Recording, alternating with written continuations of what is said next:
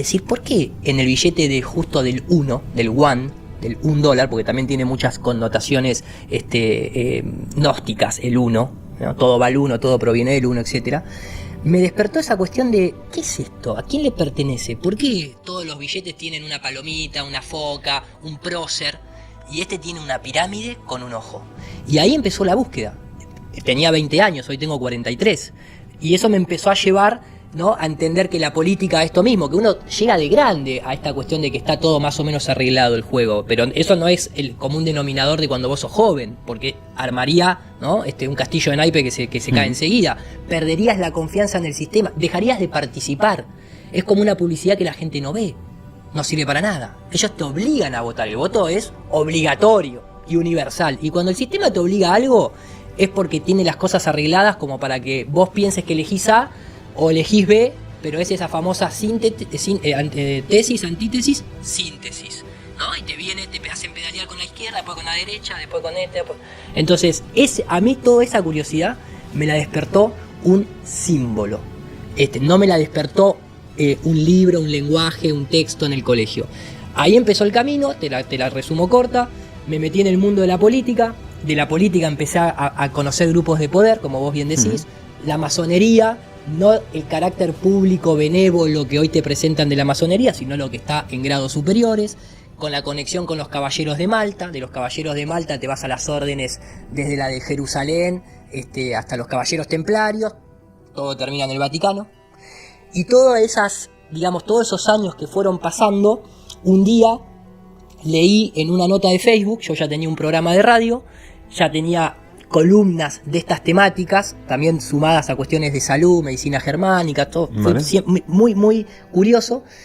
Me lleva a una nota de un ingeniero en telecomunicaciones que hablaba de que los satélites como tal, o sea, ¿a qué me refiero como tal? Un planeta esférico flotando en el espacio infinito, en expansión, con pequeños objetos que dan vueltas con paneles solares y solucionan todos los quilombos que nosotros tenemos de telecomunicaciones. No eran como tal, no existían así porque la Tierra no era una esfera y por lo tanto no había una órbita dada, un centro de gravedad y el objeto orbitándolo, no importa si era una órbita polar o una órbita ecuatorial, no importa, sino que eran globos de alta presurización que llegaban a 50, 60 kilómetros, dirigibles, con el equipo satelital colgando.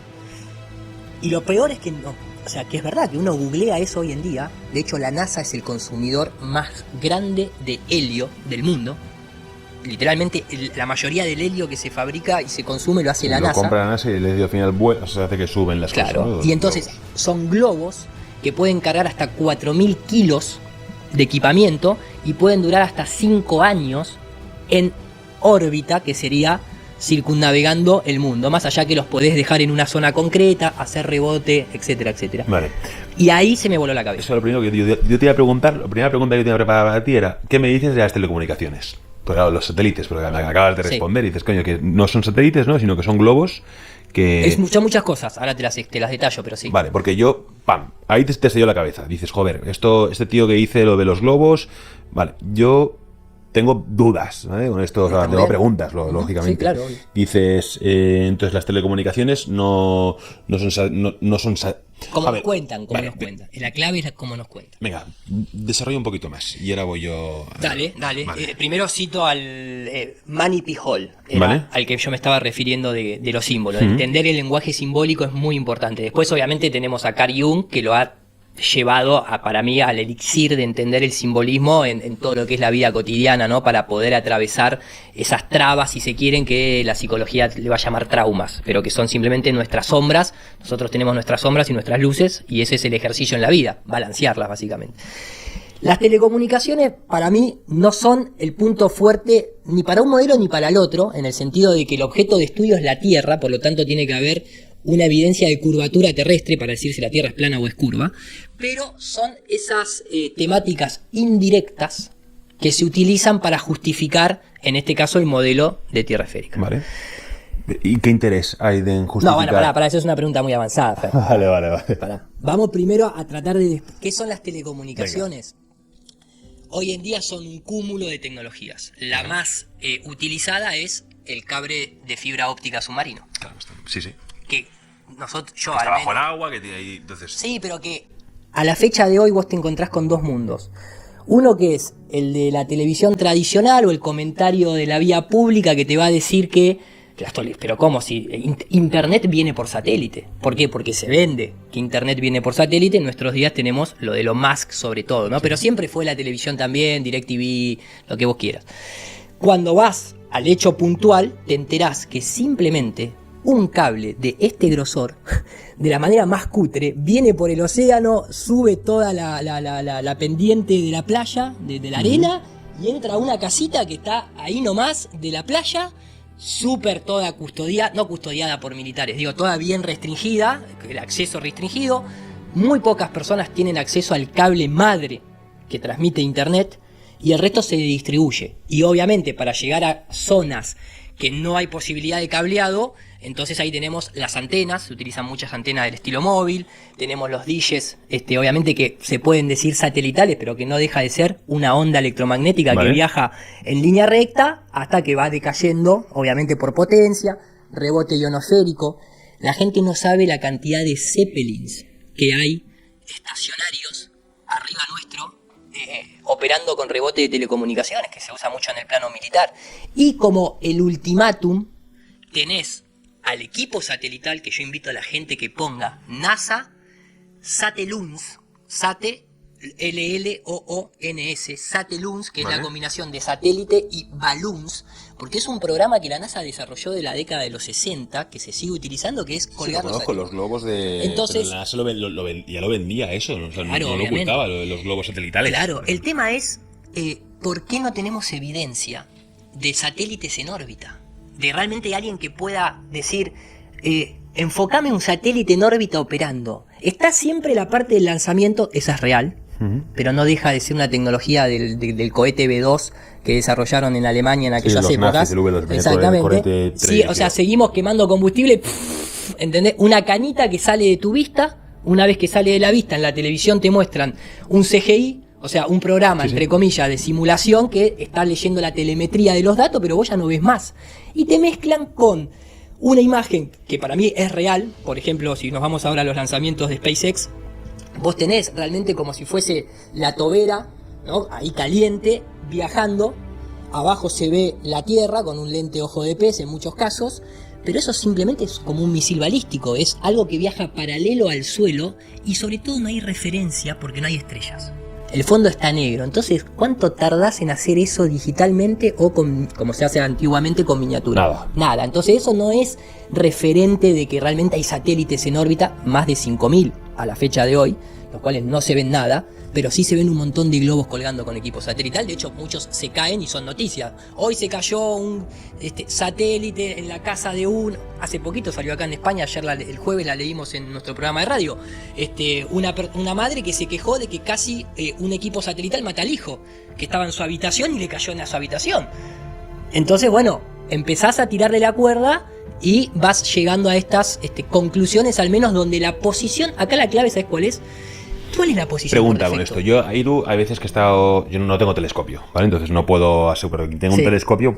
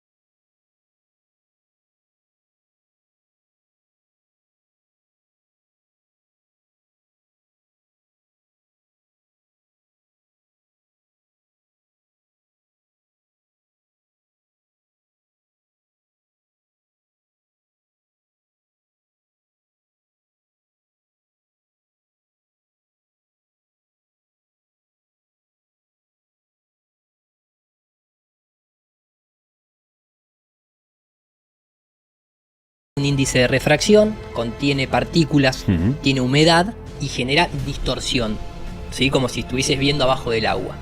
Eso lo que hace es que cualquier teleobjetivo que vos tengas, sea una cámara de foto, sea tu ojo humano o sea un telescopio, vos vas a apuntar hacia arriba y vas a tener cambios de temperatura en ese gradiente de altitud y va a generar una descomposición de la luz al atravesarlo.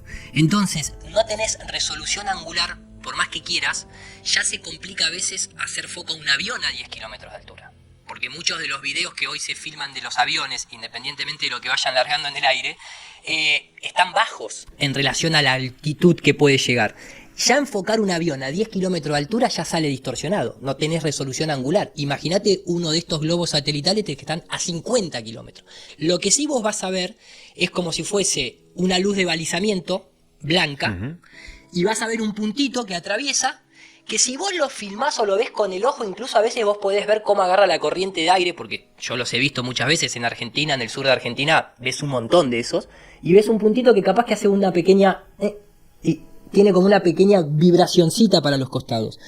Yo eso te lo puedo mostrar si entran hoy, ahora, a la página de Aerostar. Ponen Aerostar NASA. Vale. Es una compañía que está desde la NASA, antes de que la NASA mandara cohetes al espacio. Todo esto lo vamos a poner en la edición, lo metemos. Aerostar, vos podés ver hoy, ahora, no saco el celular para no perder tiempo, ¿vale? Donde vos ves un globo satelital a 40 kilómetros de altura, con el equipamiento satelital, y otro a la distancia, ponele que estaría a unos 10, 12 kilómetros. Y vos ves cómo este se va autodireccionando, siguiendo al otro, y se va moviendo, porque tienen unos ventiladores, y se van siguiendo para mantener el radio de telecomunicación y triangular abajo. Eso que vos viste existe, y lo que viste es así. El tema es que no está dándole vueltas a una tierra esférica. Simplemente, y por eso lo ves, porque está a 30 a 40 kilómetros de altura y tiene el tamaño de un auto. Vos no podés ver un objeto satelital en mediana órbita, que serían 1000 kilómetros, del tamaño de un auto. Pero si le pega la luz del sol, el reflejazo que... 1200 kilómetros de distancia, el tamaño de un auto. Bueno, yo digo no. Sí. Vos decís sí y está muy bien. 1200 kilómetros de tamaño de un auto, complicado. Sí, por más luz del sol que le dé, es complicado. Vale, pero entonces, por ejemplo, lo que yo sí que he visto son planetas con un telescopio. Sí. Eso sí que lo he visto yo. Y son planetas aparentemente esféricos. Ahí te voy a discutir. Pueden ser circulares. Pueden ser circulares. Sí, pero esto es circular. Sí, bueno. Sin embargo, para atrás es un cilindro. Justo. ¿Y por qué te digo esto? No, pero lo que sí que se puede ver es diferentes puntos del mundo que puedes ir trazando y vas viendo y dices, coño, pues aquí la angulación del planeta me está mostrando otra parte de la cara, y puedes deducir que la Luna es esférica. Deducir. Sí. Lo cual, ojo, me gusta esta temática. Primero, no hace la forma de la Tierra. ¿Por qué motivo? Porque vos no te olvides, y eso si querés después lo vamos a abordar. ¿Vale? Sigue estando, si vos hoy entras a Wikipedia, y digo Wikipedia porque es un compendio de bibliografías. De hecho, cualquier artículo de Wikipedia abajo aparece la bibliografía. No lo tomen como, Wikipedia, no, simplemente como un compendio. Si vos pones evidencias, no pruebas, porque entre una evidencia y una prueba hay un gran camino de distancia. Vos pones, así figura, evidencias de una Tierra esférica, hay 10 ítems principales. El ítem número 10, que lo podemos abordar en otro momento, son porque desde el espacio las imágenes satelitales nos muestran que la Tierra es esférica, lo cual ya es un principio de autoría y es algo totalmente falseable, generar imágenes por ordenador es lo que hace una película. Pero la número 1 es la de los barcos, que un griego, que nadie sabe quién es, sabemos un montón de Grecia, desde Platón, Aristóteles, Aristarco de Samos, el que quieras, Parménides, lo que vos quieras, menos, nadie sabe, pero se cita que un griego un día en el puerto de Alejandría, dicen algunos, otros dicen en un puerto, vio un barco desaparecer en el horizonte y dedujo que la Tierra era esférica. ¿Por qué? Porque veía desaparecer primero el casco, y fue yendo poco a poco como... Y vos decís, vamos a suponer 300 años antes de Cristo. ¿Alguien puso a prueba eso? Tenemos hoy en día teleobjetivos, cámaras, la Nico P1000, telescopio. ¿Alguien puso a prueba? Porque el ojo humano ve 5 kilómetros nada más. Y este griego vio a nivel del mar un barco a los 5 kilómetros desaparecer y estamos en el mundo del Principito, porque si a los 5 kilómetros desaparece en una curvatura, imagínate vos el tamaño de la Tierra. Sí. ¿Quién puso a prueba eso? Los terraplanistas del siglo XXI. Bueno, dejando eso de lado, básicamente, lo que, perdón, porque yo me desvié un poquito, pero retomame un segundo el hilo conductor. Vos me habías preguntado lo de los planetas. Sí. Primero, la palabra planeta en griego, estrella errante. O sea, no hacían alusión a otro mundo. Es una estrella errante. ¿Por qué? Porque nosotros en este mundo, que pareciera estar diseñado, parece tener la firma de un autor, después podríamos discutir quién es, como el tiempo no existe porque es un concepto humano, lo que sí existe son los ciclos. Y a través de ciclos fijos, el ser humano, por conveniencia, y está muy bien que lo haya hecho, ha establecido el concepto tiempo. Y esos 3 ciclos fundamentales son el calendario sideral, que es la de las estrellas, que todas giran al mismo tiempo, no hay paralaje, por eso se llama firmamento. El calendario solar, que es el que utilizamos hoy en día, de 24 horas, digamos, en el sentido de que el Sol, ¿sí? Y el calendario lunar. Los planetas en sí eran estrellas errantes, o sea, eran planetas, ¿por qué? Porque no seguían al firmamento, no seguían ni al Sol ni a la Luna, y a su vez era difícil de ver a Saturno con anillos, porque no había telescopios, pero lo que veían era que habían puntos brillantes, como hoy a ojo humano se puede ver Júpiter o Venus cerca de la Luna, y vos no lo ves a Júpiter con el ojo de la tormenta que te dicen. Entonces eran estrellas, ¿por qué? Y porque brilla igual que la estrella, pero no está fija, es errante, vagabunda, se mueve. Que sea esférica, vos realmente, en términos científicos, vos tenés que mostrar la otra cara. La Luna no se le ve la otra cara. Cuando vos haces esta comparación de verla de distintos lugares del mundo, tiene como un pequeño desfasaje de pocos grados que pareciera ser como un bamboleo, que da la tendencia a que sea esférica. Puedes interpretar que hemos dicho que es esférica, porque exacto. Si no dices, y puede o ser si no esférica, es una cosa plana, un poco curvada hacia los lados. Exactamente. Qué casualidad, ¿no? Que todos los planetas o las estrellas errantes están justo de cara hacia nosotros, si fueran... Eso es mucha casualidad para el modelo heliocéntrico, que estamos en un universo en expansión sin propósito, que se creó de la nada. Voy a decir, qué casualidad que no solamente eso, sino que nuestro sistema es el único que tiene una luna que le da siempre la misma cara. Porque las lunas de Júpiter, por decirte, nos giran al contrario de la nuestra, y a su vez no es que le da siempre la misma cara. Ahora, el nuestro tiene justo... Mirá vos qué casualidades dentro de este mundo creado de forma caótica, ¿no? En donde la luna nos da siempre la misma cara. A su vez, justito parece que la luna y el sol tienen el mismo tamaño, porque justo coincide que la luna es 400 veces más chica y el sol está 400 veces más lejos. ¡Qué casualidad! Qué casualidad que toda nuestra experiencia sensorial, que es la posición por default, se asume que la Tierra es plana y estacionaria, pero en realidad está girando y es curva, porque va contraria a los sentidos. ¿Viste? Vos decís, acá hay algo raro. Y que los planetas sean esféricos, vamos a suponer, nadie le vio la otra cara a Júpiter, nadie le vio la otra cara a Saturno, nadie le vio la otra cara a la Luna, por más que se considera un satélite en un planeta. Nadie le vio la otra cara al Sol, porque el Sol no tiene cara, sí tiene manchas solares, pero la mancha solar es como una hoja que se desliza en el río, no te da referencia de ubicación. Así todo, ponele que fuese esférico, está perfecto. La Tierra no es un planeta, es un mundo, es un reino, si querés citando a Tesla. No es un planeta, ¿por qué? Porque no tiene ni característica curva, ni tiene característica de movimiento. Es el plano de juego, es el videojuego donde todo lo demás sucede.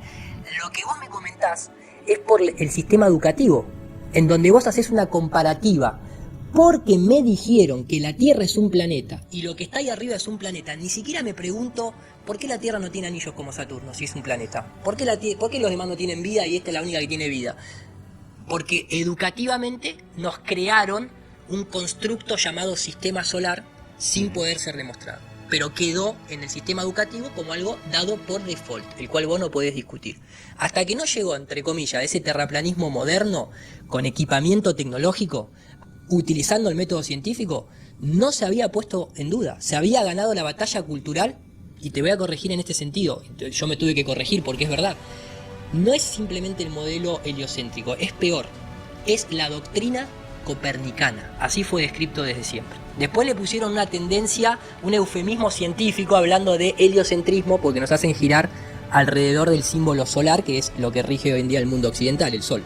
Pero en realidad es una doctrina. Es la doctrina copernicana de la Iglesia Católica. Vale. Ahora, antes de meterme, quiero entender un poco el porqué de esto, de esta doctrina y qué se gana con eso. Hay cosas, Iru, que me chocan un poco. Tú dices, cogamos un avión, tú y yo, ¿vale? ¿Qué hacemos? Cogemos un avión, ¿vale? Tú has cogido un avión, ¿vale? No voy a meterme en el tema de que tú vas volando en el avión, tú ves una ligera curvatura, las cristales de la ventana del avión que tienen curvatura, si querés, ojo de pez y tal. En lugar de avión, si querés lo podés llamar como se denomina correctamente. ¿Cómo? Aeroplano. Porque vuela sobre un plano. Pero bueno, dale. Cogemos un avión. Cogemos un aeroplano. Hay aviones que dan la vuelta al mundo, ¿no? Totalmente. Claro. ¿Cómo consigues dar la vuelta al mundo en un mundo plano? Bueno, primero que no te da el combustible para dar la vuelta al mundo. Eso también, ves que son preguntas que nosotros mismos los hemos generado, porque existió en su momento la única vuelta al mundo, entre comillas, que se dio fue la de los 80 días, escrito por Julio Verne, que en su libro tiene la cita de que se ve un horizonte plano. Vale. Te la voy a pasar para que se la puedas poner a los espectadores. Y fue en globo. En un globo aerostático, justamente, que se dio la vuelta. Hoy en día no tenés el combustible para dar la vuelta al mundo. Pero, vos, si hoy en día salís aquí de tu oficina y das la vuelta a tu oficina, volvés al mismo punto del que iniciaste, dando una vuelta sobre un plano, incluso cuadrado, porque es una manzana. Un nombre raro, que sea manzana para una forma cuadrada, ¿viste? Como el cuadrilátero para subirte al ring. Pero bueno, son esas palabras duales que a veces nos hacen pensar distinto. Dar la vuelta al mundo tiene una palabra técnica, que es circunnavegar. Círculo. Lo que pasa es que nosotros tendemos a hacer la tendencia gestual, que es dar la vuelta al mundo. Claro. Y dar la vuelta así. Que de hecho es algo que jamás se hizo a la fecha de hoy, todavía nadie dio la vuelta al mundo, saliendo hacia el norte o saliendo hacia el sur y dando la vuelta realmente por la esfera. ¿Por qué no se puede hacer eso? Más allá de que porque la Tierra para nosotros es plana, es porque está la Antártida y ahí nos metemos en el Tratado Antártico y las rutas comerciales y las rutas civiles, las rutas militares, el paralelo 60, no importa. Pero todas las vueltas al mundo, a la fecha de hoy, si las querés dar, parece un juego de palabras, pero es este o este. Pareciera ser este o este, no te queda otra. Sí. Es así o así. Y das la vuelta al mundo perfectamente en un mundo plano circular. De hecho, tal vez nosotros no arrancamos con eso, pero muchas veces... De azul no podéis. ¿Qué puedes? ¿Por qué no te dejan? ¿No vais al frío de Antártida? Bueno, ¿te dejan o no? No, no te dejan. Vale, entonces... Y ahí empezamos a pensar, ¿cómo no te dejan? ¿No es que nosotros somos libres? ¿Qué pasa? ¿Cómo? O sea, tú y yo no podemos decir ahora, Iru, vamos a gastarnos pasta, financiamos una expedición a la Antártida. Sí. No podemos hacer eso tú y yo y grabarlo el mes que viene. Tú y yo, ni él, ni ella, ni nadie. Nadie, ¿por qué? Porque después de las operaciones que se dieron después de la Segunda Guerra Mundial, está esa famosa serie de operaciones que son muy interesantes, que son las que se justifica de que podían haber submarinos nucleares con jerarcas nazis ocultos en la Antártida, y entonces se hace toda esa operación militar descomunal, que van con destructores, con cruceros, que no terminan nada, o sea, no terminan nada en el sentido de que supuestamente se habían armado de esa manera por las dudas que se encontraran con un territorio hostil, con enemigos, ¿no? Que los atacaran. Cuando fueron... los alemanes escondieron en la Antártida. Supuestamente, ese fue el justificativo. Estados Unidos coordinó una operación que fueron con todos estos equipamientos y estos navíos a la Antártida a una posible batalla. No pasó nada. Ahí es donde aparece la figura del almirante Richard Byrd, que después lo toman la gente de la Tierra Hueca. Pero lo que sí es dato concreto es que luego de ese momento se desarrollan una serie de operaciones militares con unos nombres muy llamativos. ¿Qué sucede? La primera que hacen se llama la operación Deep Freeze, ¿no? Frío profundo, un nombre perfecto. Pega bien. Viene bien, porque si en la Antártida hay algo es frío. Frío profundo. Y profundo porque te cala hasta los huesos. Después de esa operación vuelven, ya pero con otra operación que le ponen otro nombre, que es el High Jump. El salto profundo, si se quiere, el salto alto, o el salto desde lo más alto, ¿viste? Que voy a decir, en la Antártida, un salto de lo más alto, ¿a dónde van a saltar? ¿Qué tal borde? ¿A dónde iban a saltar? Después de eso se desarrolla otra operación más ahí en la propia Antártida. Todo esto es desde 1947 Pero todo esto al 50 y todo pico. empezó por los nazis, vieron que no habían nazis y siguieron haciendo misiones. ¿O era porque estaban buscando los nazis? No. Siguieron haciendo operaciones de conquista territorial ya de la Antártida. Vale. Porque la Antártida siempre fue un gran enigma para el ser humano. Y es más, o sea, supuestamente ya en la época de los griegos, Eratóstenes sabía que la Tierra era esférica de 12.000 kilómetros de diámetro promedio, 12.700, y sin embargo, ¿cuánto tardaron para salir de Europa a tratar de conquistar otras tierras porque no sabían que había? Pero si ya sabían que tenía tal medida, ¿por qué no se fueron antes, no?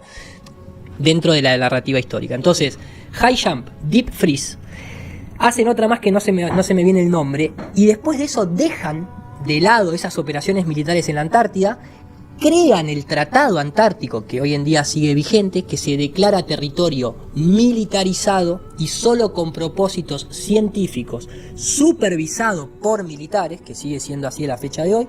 No hay acceso civil, tenés que pedir permiso, te lo tienen que dar, vas con una determinada cantidad de días a desarrollar un determinado trabajo, hay multas ridículas que superan $1 millón si vos, por ejemplo, defecás y no traes la caca en una bolsa, que vos decís, es lógico, sí, pero es como no podés utilizar combustible porque contamina, pero claro, tampoco podés usar combustible para aventurarte porque no te dejan usar combustible. Solamente aterrizan aviones militares, como el caso del Hércules, no hay pista de aterrizaje civil, entonces tiene un montón de restricciones. Y después de ese tratado antártico, curiosamente, hacen 3 operaciones más, que poca gente las conoce, pero son oficiales. Recordad que todos estos datos son oficiales, que son las operaciones, la más, digamos, encriptada es la operación Fish Bowl, que significa pecera, porque pareciera que nosotros estamos en un disco plano. Vean el mapa de Gleason, que tal vez se van a orientar, el mapa de Gleason en contraposición a ese mapa de Mercator, el típico mapamundi rectangular de proyección cilíndrica. No te enseñan el mapa de Gleason, que es circular, con toda la distribución continental perfecta. Vos tenés un disco plano y vivimos en una cúpula, pecera. ¿no? ¿Cómo? Como una cúpula. Claro. Simbólicamente como una cúpula. Para mí no existe tal cosa como una cúpula, pero simbólicamente pareciera estar en un sistema cerrado, por eso hay presión atmosférica. Entonces le pusieron la operación Fishbowl. Luego de la operación Fishbowl, ya directamente la última operación llevada a cabo en el año 1963 fue la operación Dominique, que significa la operación del señor, del domingo, domino, porque la clave es en qué constaba. ¿Y todas estas operaciones de dónde las has sacado? ¿Eso dónde está? En Wikipedia te siguen figurando, son oficiales, están los videos. Con esos nombres, pam. Sí, y este es el dato curioso. La operación Fishbowl, ¿por qué se llama Fishbowl? Porque ¿qué intentaron hacer? Fue la época, después de la Segunda Guerra Mundial, en la que Estados Unidos y Rusia desarrollaron una serie de cohetes, ya tenían la tecnología del B-2. Sí, con el alemán que se fugó, que se cayó. Wernher von Braun, que termina ayudando a crear la NASA, un tema con la operación Paperclip y demás. Hacen cohetes con cabezas de bombas nucleares de hidrógeno que son lanzadas a la atmósfera superior. La última termina detonando a los 83 kilómetros de altura. Que vos ves el video e impresiona. ¿Por qué? Porque el cohete despega. ¿Sabés qué nombre lleva escrito el cohete que tiran a 83 kilómetros de altura? Ni idea. Thor. ¿Qué es Thor? El dios, ¿no? El dios supuestamente que tiene un martillo. ¿Qué hace con el martillo el dios Thor? No sé lo que hace con el golpear, pero no sé qué hace. No, sí, rompe el domo. Vale. Entonces vos decís... Claro, iba a intentar romper el domo. Entonces vos decís... Vale. Te fuiste para la Antártida, te diste cuenta que no podés seguir atravesando por cuestiones climáticas o por lo que sea. O sea que no hay polo sur, hay Antártida alrededor de la Tierra plana, pero no pudiste salir. Entonces dijiste, bueno, vamos para arriba. ¿Por qué vamos para arriba? Porque Copérnico hace 500 años dijo que la Tierra era una esfera. Entonces tenemos que, para un lado hay que salir. Desde las islas cercanas a Hawái. Esto es todo video oficial. Digo porque, o sea, ¿qué pasa? Que 83 kilómetros fue porque reventó contra una cúpula, supuestamente, ¿o no? La hacen... No. Para mí no hay cúpula ni reventó. Pero lo que sí es curioso es esto. El cohete... Tiraron un montón y los rusos también, ¿eh? Vale. El de Estados Unidos es el que está el video. Tiran el misil, empieza a subir. Llega a 83 kilómetros. Explota. se empieza a formar como una especie de hongo nuclear Sí. a 83 kilómetros de altura. Si nosotros viviésemos en una tierra esférica, con el agujero que hizo ahí, nos quedamos sin oxígeno. Vos pensás que nuestro mundo es una esfera ínfima en el espacio absoluto, en donde el espacio está a presión cero. Presión cero es... que no es vacío, es vacío. No, es que no es vacío, es presión cero. Entonces, un sistema de alta presión se equilibra con uno de baja presión, como tenemos nosotros acá. Imagínate, los tipos les importó 3 carajos. Dijeron, nosotros tenemos que saber qué pasa ahí arriba y vamos a tirar una bomba. Y si se hace un agujero y se nos fuga todo el oxígeno, y bueno, quedamos como Marte, entre comillas, y nos morimos todos, no pasa nada. Y lo hicieron. Y esa bomba empieza a ser el hongo nuclear, empieza a formarse el hongo y de golpe hay algo que es un cambio térmico, pero empieza a ser así, de golpe hace... y se empieza a hacer una dona. Y se empieza a expandir sin ganar altura, como si hubiese realmente un cambio, el cual frena, no succiona ni deja irse. Y después de eso, nunca más se tocó ese tema. Se crean las agencias espaciales, que es como una especie de tratado antártico, pero para regular el acceso hacia arriba.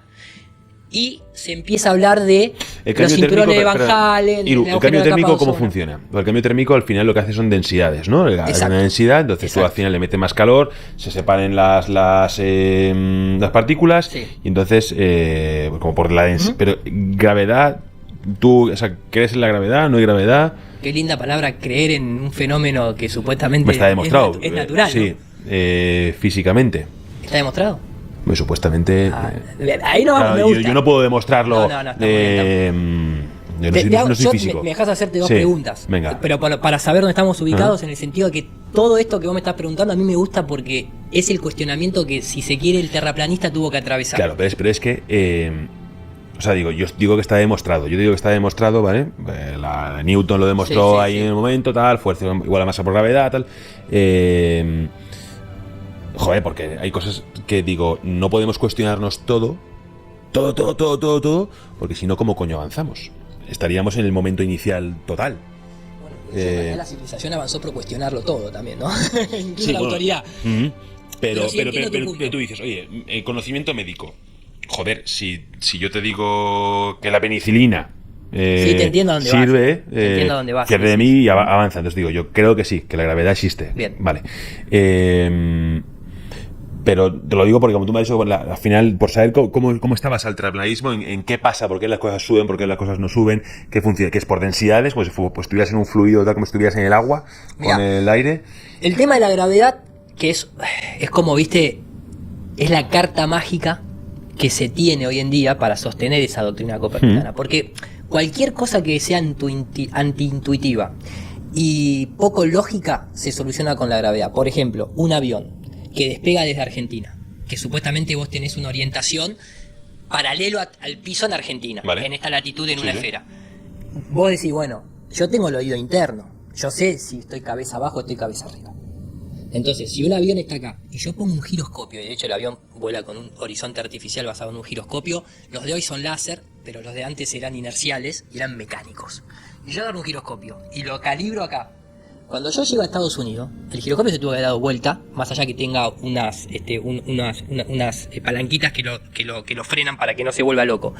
Tiene que haber algo que detecte que yo cambié de orientación, porque el giroscopio se basa en eso. Perdona, Iru, pero es que no hay orientación real, porque tú, al ser esférico, y de dónde lo miras la Tierra, ¿qué pasa? Que los países ricos están arriba y abajo, es porque no la han pintado así, claro, pero puedes darle la vuelta completamente. Entonces lo que pasa es que tú, según la gravedad, tienes una fuerza permanente hacia el centro de la Tierra. Exacto. Tú en tu plano donde tú estás permanente, estás paralelo, estás en perpendicular a lo que es el centro de la Tierra. Por eso digo que es la carta mágica. ¿Por qué? Porque ¿cuál es la posición por default? La posición por default, y esto lo va a ver la gente en pantalla. Yo ahora te abro el documento del año 1987 de la NASA, que te explica a la hora de fabricar un helicóptero, un lanzamiento de misil balístico o un avión de vuelo comercial o militar, cuál es la posición por default que se asume en las ecuaciones. Es que la Tierra es plana, estacionaria, con una atmósfera estacionaria. No se fabrica ningún objeto basado en la Tierra está girando, entonces el avión cuando tiene que aterrizar hay que contemplar que en algunas latitudes 400 metros por segundo la pista se va corriendo y no, todo se asume, lo dijo el propio Albert Einstein, lo dijo Stephen Hawking, lo dijo Edwin Hubble. todo da la sensación como si la Tierra estuviese quieta y estacionaria y fuese plana, y por lo tanto nosotros podemos hacer los cálculos asumiendo esa posición. Perfecto, Iru. Voy a volver a la gravedad igual. Pero, claro, pero aquí tenemos el punto de inflexión. Totalmente. Entre las dos visiones. Es que, lógicamente, ¿vale? Entre comillas, lo que te dice lo de la teoría de la gravedad es que al tú estar en una situación, en una esfera, sí, donde el punto de la gravedad está en el medio, ¿vale? Entonces son fuerzas que no es una fuerza que aquí tienes la misma fuerza que aquí, ¿vale? O sea, en el polo norte tienes la misma fuerza que en el polo sur de gravedad hacia el mismo punto. Siempre tú, en cualquier punto donde estés, tienes una situación, una assumption, o sea, para calcular cualquier cosa, de plano. Claro, porque sale como si estuvieras plano completamente. Porque en el punto concreto donde tú estés en cada momento, estás plano. Y eso en realidad se debe a la masa de la Tierra, que se considera que es relativamente homogénea, porque no es una cuestión de la forma esférica. Justo, es relativamente homogénea. Exactamente. Empezamos ahí, bueno. Sí, porque hay situaciones de vacíos. Y después si querés lo metemos en Cavendish, pero yo te quiero hacer esta pregunta. Vos decís, ya la tercera vez que mencionás la fuerza de gravedad. Sin embargo, no existe tal cosa. Esto es palabra oficial, ¿eh? Hasta el propio de Grace Tyson.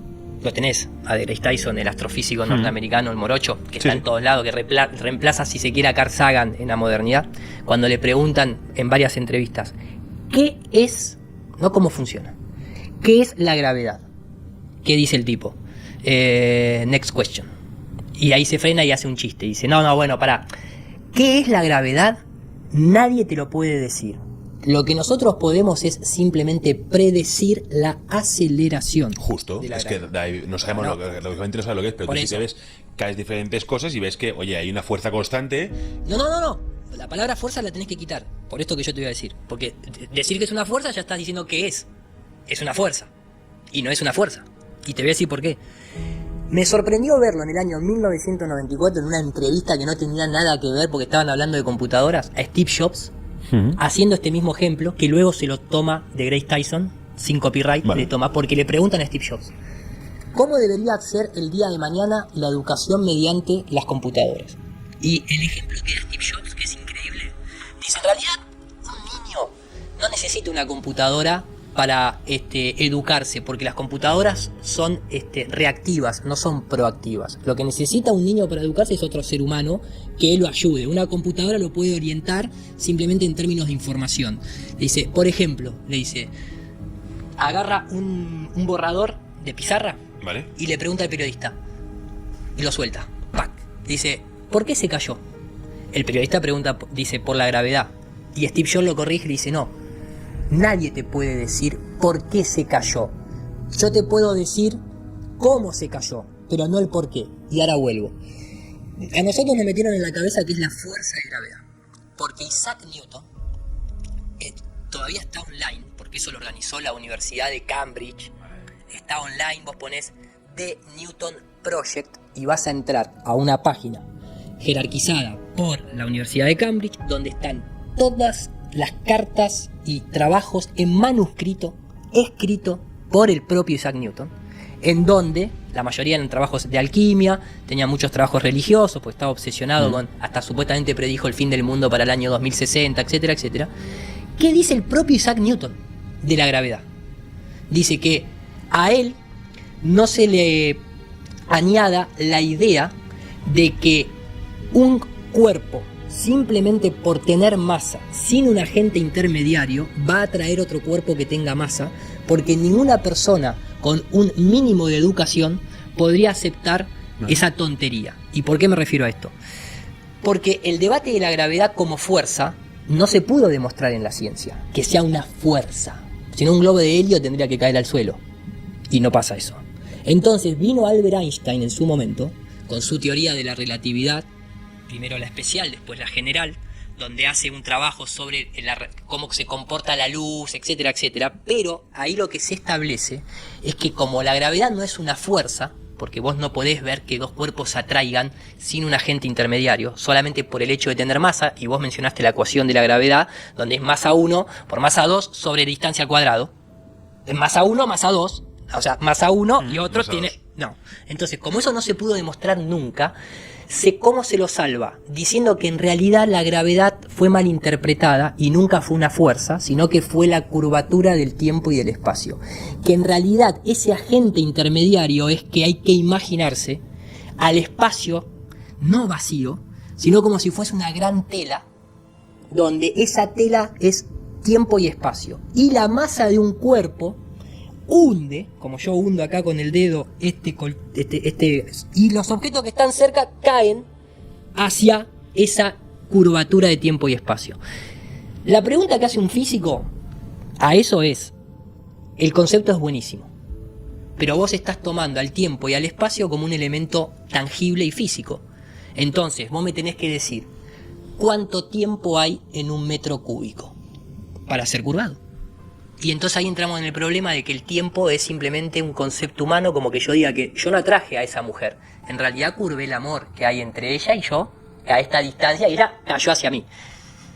¿Entendés? Pero para esto que yo te estoy diciendo es un debate que a la fecha de hoy se sigue tratando de emparchar con el agujero negro, en realidad con el disco de acreción, porque ni la luz se puede escapar, porque el tiempo y el espacio. Entonces cuando vos vas a la gravedad hay otro concepto que explica la aceleración de la gravedad.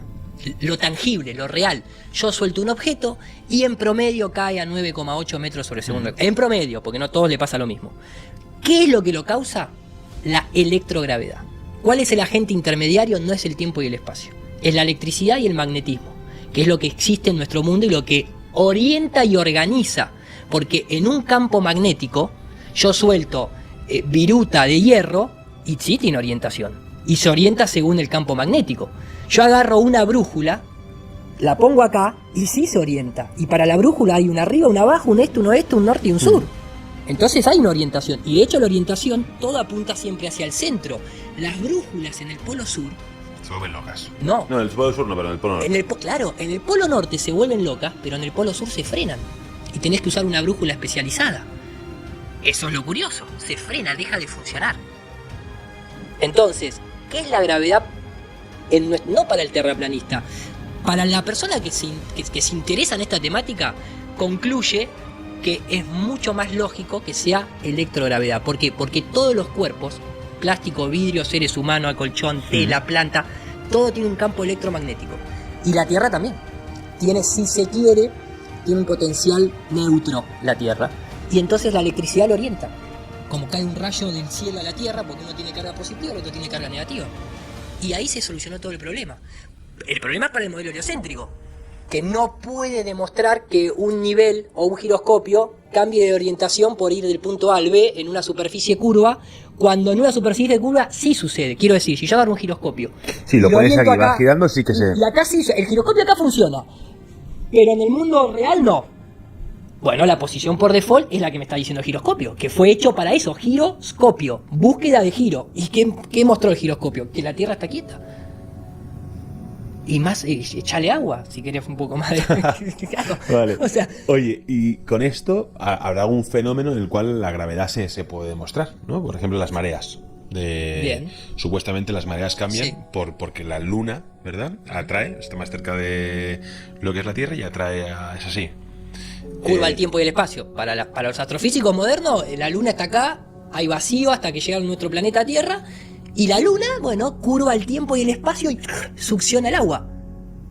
Pero entiendo tu pregunta, ¿eh? Lo que pasa es que cuando vos quitas la palabra fuerza y ponés la palabra que se usa hoy, siglo XXI, que se usa ya del siglo XX, que es curvatura, tiempo y espacio, es un delirio místico. Total, sí. Que creer que la Luna curva el tiempo y el espacio. Ahora, vos fíjate qué curioso. Las mareas fuertes se dan en agua dulce o en agua salada. Las mareas fuertes. Las mareas en general. No, en agua salada. En agua salada. ¿No? Que es conductora de electricidad. Sí. En agua dulce no se dan las mareas. ¿Qué pasa? ¿Que la Luna no agarra la piscina de tu casa? ¿Por qué no? ¿Por qué no agarra los lagos? Porque la cantidad de agua que hay en el mar es mucho más, entonces... Perdóname, hay lagos en Argentina que tienen superficie de 400 kilómetros cuadrados, ¿eh? O sea, ¿qué le pasa? Ahora, para nosotros... ¿Afecta algo o se mueve un poquito? No, se mueve por el viento y algunos lagos, pero es por cuestiones de cambio de presión atmosférica, hay otras cuestiones. Vale. La marea es en agua salada. Y fíjate qué curioso esto. Hubo un grupo, a la fecha de hoy, hay un movimiento de científicos con todos los PhD, títulos colgados, como le gusta a mucha gente, que se llaman Thunderbolt Project. ¿Por qué? Porque abogan por un universo no gravitacional, sino un universo electromagnético. Como también decía Tesla. No estamos hablando de cosas que están fuera de la ciencia en absoluto. El Sol, a nosotros nos hicieron creer, así como yo cité el ejemplo del informe Flexner, donde se mete Rockefeller y mete la industria del plástico dentro de los cosméticos y la medicina, hubo en una época que estaba la necesidad de vender ese petróleo en formato de combustible. Y entonces se le empiezan a poner eufemismos como que son los huesos de los dinosaurios que no podemos encontrar, y entonces combustible fósil.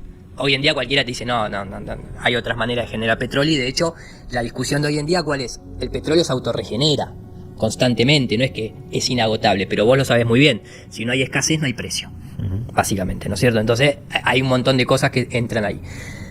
En esa época, Disney, así como ayudó a hacer, de la década de los 50 a los 60, ayudó a hacer lo que se llamó la serie Spaceman, que era para convencer a la sociedad de que el ser humano podía ir al espacio, en la época que ya estaba Wernher von Braun y todos estos. Hizo también una serie de películas a favor de la industria del petróleo.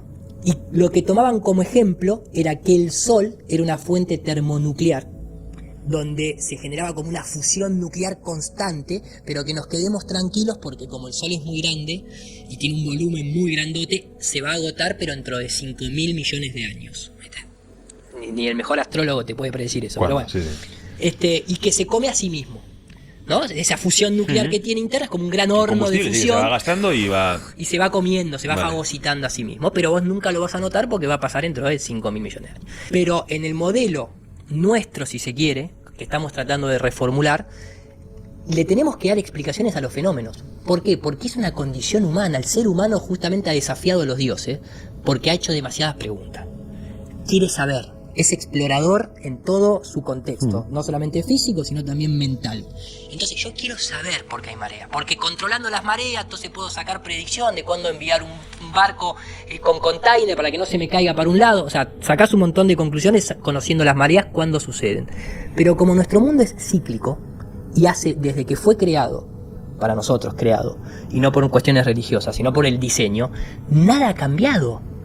Porque cuando hablamos de la curvatura del tiempo y el espacio para justificar el espacio heliocéntrico, ¿en algún momento algún planeta se acercó a otro? ¿Salió de su órbita? ¿En algún momento la Luna tendió a alejarse o acercarse? Es una teoría que jamás se demostró. Todo lo que está en el cielo, ya lo decían los griegos, no es físico, es astrofísico. Y no se puede ir a ser físico, porque vos para ser física significa tocar el objeto, y nadie puede ir, y nada cambió. Todo mantiene el mismo ciclo. Los eclipses, hoy en día, la NASA en su página web reconoce a través de Mr. Spenak, que se llama Mr. Eclipse, Fred Spenak, quien dejó el calendario de eclipses lunares y solares para los próximos 200 años, él dice, yo tomé simplemente el ciclo de Saros, creado en Babilonia hace 2500 años atrás. ¿Por qué? Porque es cíclico. Cada 19 años se repiten tantos ciclos lunares y simplemente yo lo único que hice fue observo el fenómeno, anoto. Observo, anoto y veo que siempre pasa lo mismo y pasan miles de años y los monumentos mayas siguen estando orientados en el solsticio para que el sol pase por la ventanita, deje ahí la sombrita. Nada ha cambiado. Las mareas no las sabemos porque la Tierra es esférica, las sabemos por anotarlas y punto. Ahora, queremos entender el fenómeno. ¿Qué produce las mareas? Para el modelo heliocéntrico lo usan como una prueba indirecta de que la Luna tiene una fuerza que después no se puede demostrar, y para nuestro modelo es electromagnético y el Sol está más cercano, es una fuente electromagnética oficializada si se quiere, que a través del aire, que es conductor de electricidad, interactúa con nuestro mundo y mueve el agua salada porque el agua salada es conductora de electricidad y el agua dulce no, y por lo tanto ahí no hay marea. Vale. Es una aplicación lógica. Es lógica. Habría que empezar a demostrar, habría que empezar a tirar del hilo y a ver. Bueno, ahí está la naturaleza. Sí. Acordate que, ¿sabes lo que tiene de lindo la parte esta científica? Que el juez es la naturaleza. Entonces no puede estar corrompida por la opinión humana o por la voluntad humana de querer interferir el fenómeno. Albert Einstein, ¿sabes lo que tiene una frase que decía? ¿Cuál? Cuando la teoría no concuerda con la realidad, cambia la realidad. No ajusta la teoría a la realidad. ¿Entendés? Y la realidad, como nosotros somos seres de información, si se quiere, a vos te manipulan el campo de la conciencia y te manipulan la realidad. Y te hacen creer que la realidad es tal cosa o tal otra. Ahora, cuando sí, cada uno tiene una distorsión de su realidad conforme a sus creencias, sus vivencias. Exacto. Y que, joder, tío, este tío no vive en la misma realidad que vivo yo. Exacto. El fenómeno sigue siendo el mismo. Sigue apareciendo las mareas. Pero yo te cambio la realidad. Diferentes. Lo dice Yuval Noah Harari. Yo siempre muestro un video que es muy interesante de que le preguntan a Yuval Harari, lo tenemos, ¿no? El calvo, sí, calvo que escribió, ¿cómo se llama el libro que escribió? De Homo Deus, por ejemplo. Sí, pero luego tiene otra famosa, no me acuerdo. Joder. Hay uno que el que él escribe le preguntan en televisión y le dicen, cuota aparte, aparece en todos los foros de Davos, que es como, hoy en día es como el filósofo de la elite, el cual... Sapiens, Sapiens, Homo Deus, tal cual. ¿Y qué nos dicen Sapiens y en Homo Deus? Fíjate la aclaración que él hace en todas sus conferencias. Nosotros venimos a demostrar que esa idea de el libre albedrío y de que el ser humano tiene un espíritu, it's over, se acabó. ¿Por qué? Porque nosotros controlamos metadatos y podemos manipular a las masas a través de los data points, de conocer y hacer vía algoritmo análisis de datos, saber qué te gusta, a qué lugares entras. Lo que hizo Cambridge Analytica para cambiar la realidad de percepción de lo que era Donald Trump y hacer que gane Donald Trump. Eso fue a juicio. A Mark Zuckerberg lo trajeron al Comité Europeo a declarar. Cambridge Analytica, creada y dirigida por Steve Bannon, quien hoy dirige parte de la política considerada conservadora de ultraderecha como Meloni, como Vox, en Argentina fue Macri, etcétera, etcétera. Vale. Entonces, ellos te vienen a decir que como controlan los datos, vos sos un ser hecho de datos y no tenés espíritu, vos sos materia. Y como sos materia sin ningún tipo de conexión con lo divino, ¿por qué no tenés conexión con lo divino? Porque el planeta es una esfera y somos producto de la aleatoriedad y no sabemos ni por qué estamos ni quiénes somos. Eso es la doctrina copernicana. Pero yo escucho a este tío en uno de sus vídeos que hizo un libro, esto corrígeme, no estoy muy puesto, pero hizo un libro creo como para niños, si no me recuerdo mal. Ese es el que te quiero citar. Vale, no me acuerdo del libro. Y el tío lo que dice... Se llama Stop Us. Dice, somos imparables, unstoppable. Justo, ese es. Y entonces el tío lo que dice en la conferencia, ¿no? Dice, vengo a escribir la idea es que la gente pueda resolver la cuestión más importante de toda tu vida, quién soy. ¿Y dónde estoy? Justo. Ah, mirá vos, ahora resulta que a la cuestión más importante, a la pregunta... lleva desde Platón y desde... Claro, pero hoy yo te propongo salir un día a la calle y hacer una encuesta a nuestra generación, y decirle, ¿dónde estamos? Ya te dieron la respuesta antes que vos te hagas la pregunta. Esa es la magia del sistema educativo prusiano, obviamente jesuita. Que es que te dieron la respuesta a una pregunta que primogeniamente tendrías que ser vos el que esté en ese quest, en esa cuestión, en ese cuestionar que te lleva a la búsqueda. Pero ellos ya te dieron la respuesta. Estás en una esfera, flotando en el espacio exterior, sin propósito. Sos una roca más entre miles de millones de otras rocas, en el cual no sabemos ni por qué estamos acá. O sea, ellos te hacen un libro y ahí Yuval Harari lo dice. Nosotros, pero para un tipo que escribe para Klaus Schwab, que escribe para el foro de Davos, que está a favor de que el ser humano no tiene espíritu, que no tiene divinidad, que no tiene conexión con el más allá, que prácticamente nos ve como materia inerte, manipulable por datos. Le escribe libros a mis hijos para decirles quiénes son y por qué están acá. ¿Y cuál va a ser la tendencia que va a tener ese libro? Porque vuelvo a lo que te comenté antes.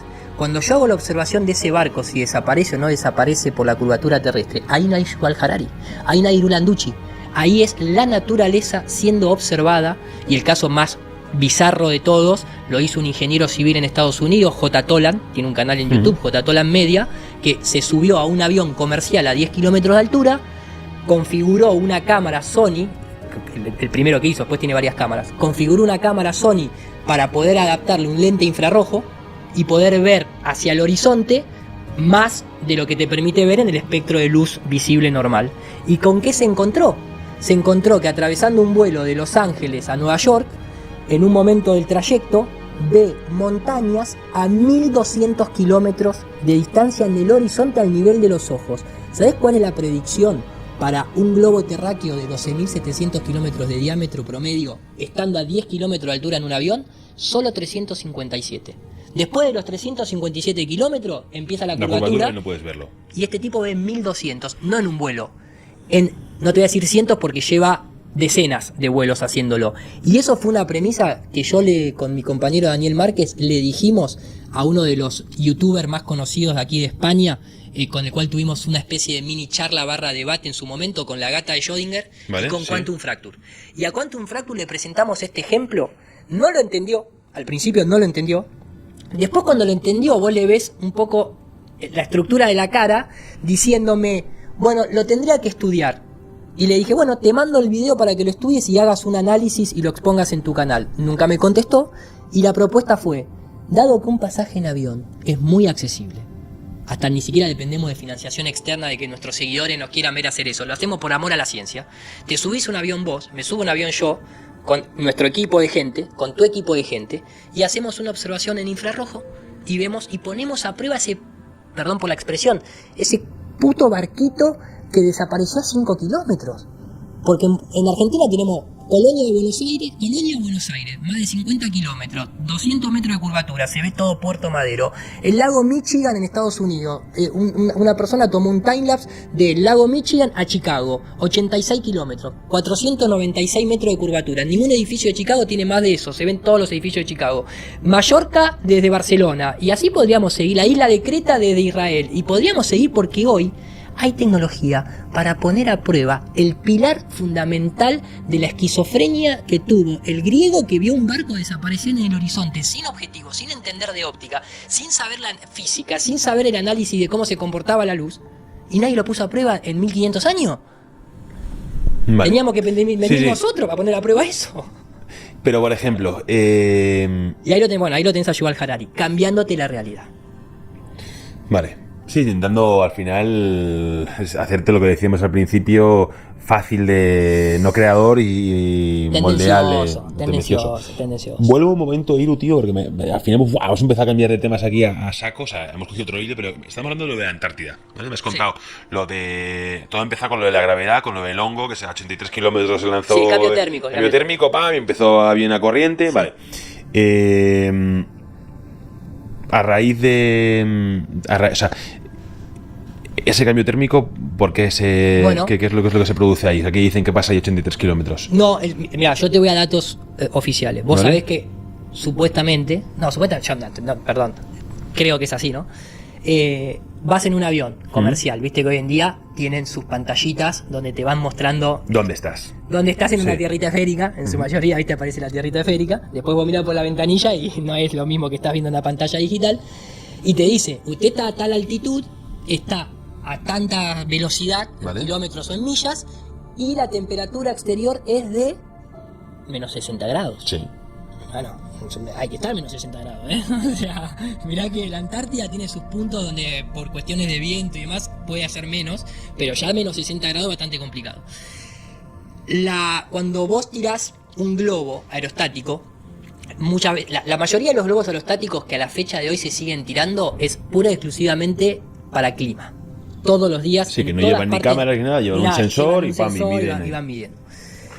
Pero hay otra tecnología que se sacó provecho, que sigue existiendo hoy en día, que la NASA también y otras agencias espaciales europeas como la DLR de Alemania, la de Suecia, etcétera, etcétera, desarrollan programas de lo que ellos llaman cohetes de sondeo, que el término en inglés es sounding rockets. Que esos sí viajan a unos 6.000 kilómetros por hora, digo esos sí porque los cohetes espaciales que supuestamente son espaciales hay que ver si suben a 12.000, 13.000 kilómetros por hora para después encontrar la órbita que los mantenga justamente en esa caída libre a 27.000 kilómetros por hora, lo cual es una locura de pensar que ese cacharro puede llegar a esa velocidad, pero bueno, estos son cohetes de este diámetro, se le llama de hecho cohete vector, porque se lo considera como si fuese una flecha.